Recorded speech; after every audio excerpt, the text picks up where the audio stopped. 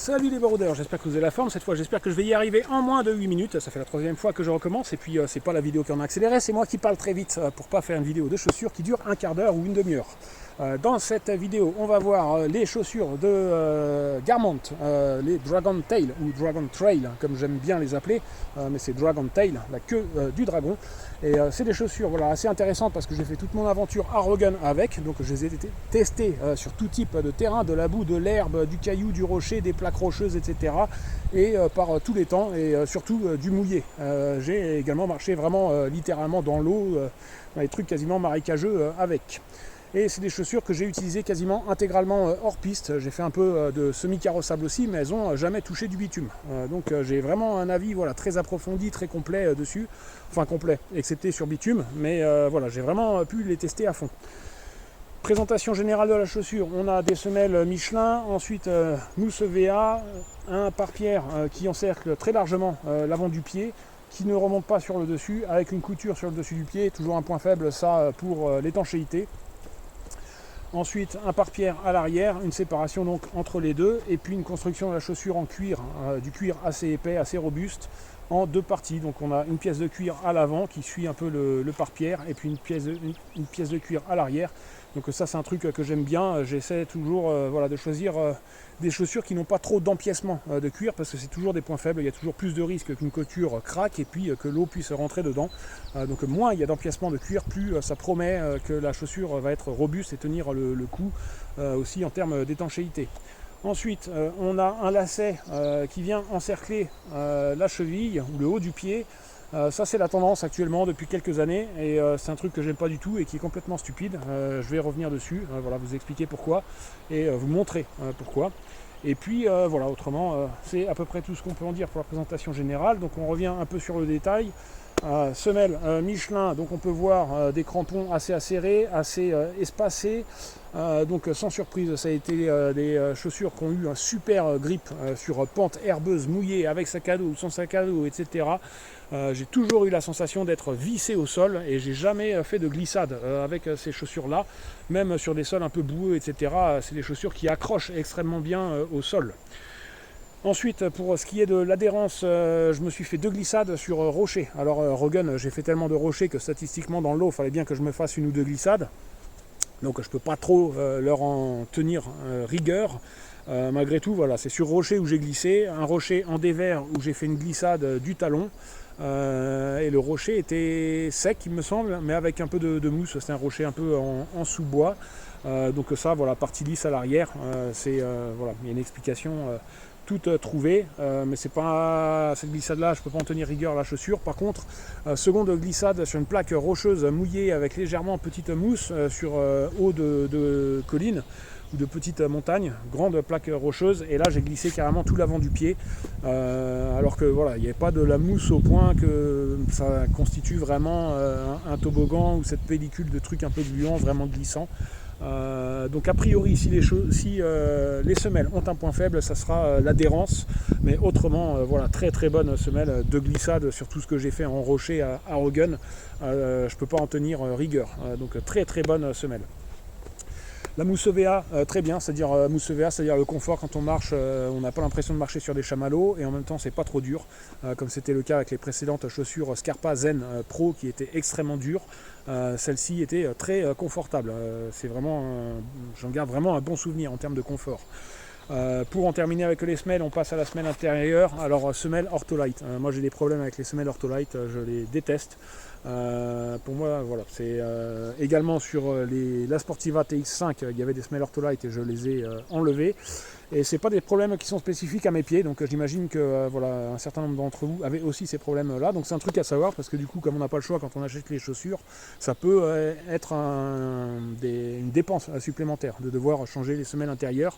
En l'occurrence sur ces chaussures, voilà, dans les mois qui ont suivi l'achat, le tissu s'est détérioré au niveau du talon, la mousse s'est détériorée, et ce qui a créé une petite excavation, un petit relief, qui a fait que voilà, j'avais un inconfort au niveau du talon parce que je sentais ce petit relief le temps que la mousse tout autour se tasse suffisamment pour que les choses s'équilibrent un petit peu.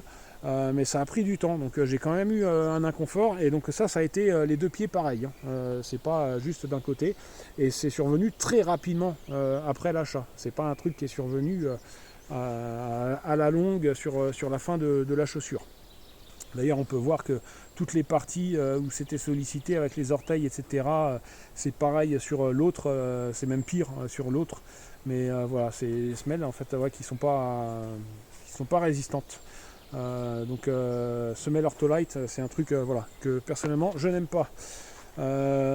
Ensuite, on en a fini avec la semelle.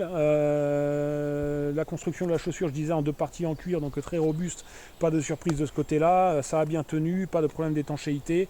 Les pare-pierres ont bien tenu, là ils sont cramés parce que sur le temps à Rogan avec les pieds trempés, il a fallu quand même que je parvienne à faire sécher les chaussures pour préserver un minimum d'hygiène au niveau des pieds.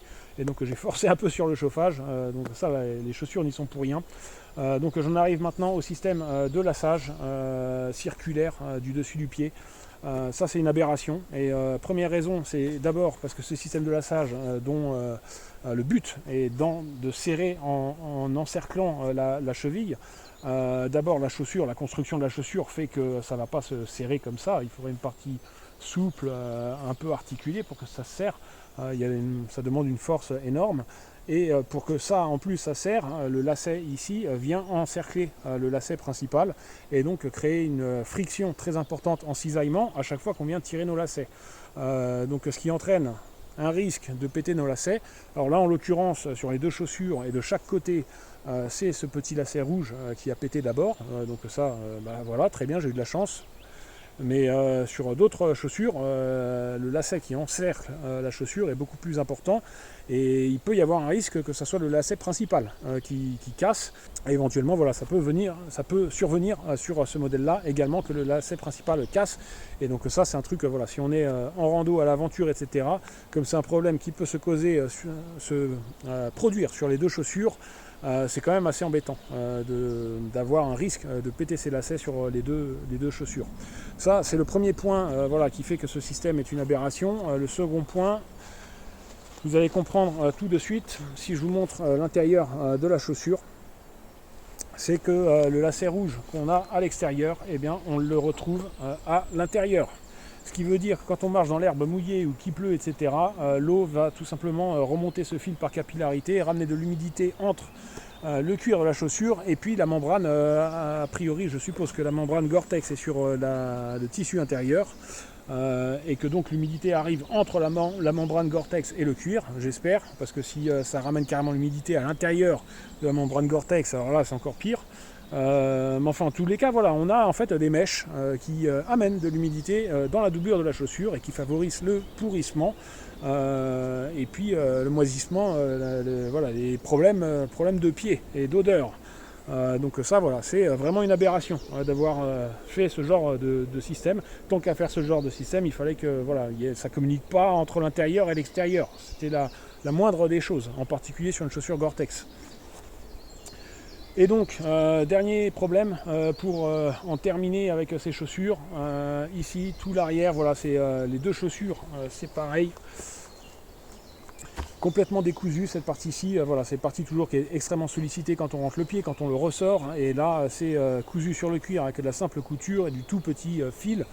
Et puis en plus, la petite lanière à l'arrière qui permet de tirer la chaussure pour faire entrer notre talon dans la chaussure, est cousu sur cette partie-là. Donc quand on tire là, ça vient tirer directement sur la simple couture. Donc ça, voilà, question conception, c'était pas très intelligent, quoi. Et donc a priori, c'est un problème qui va se reproduire assez fréquemment.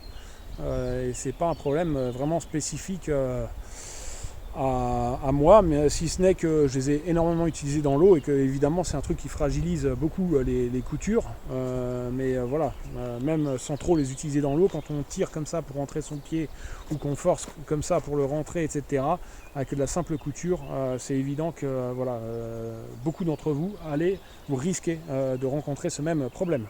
Et puis donc voilà, ensuite ça c'est Jardiland à l'intérieur, hein.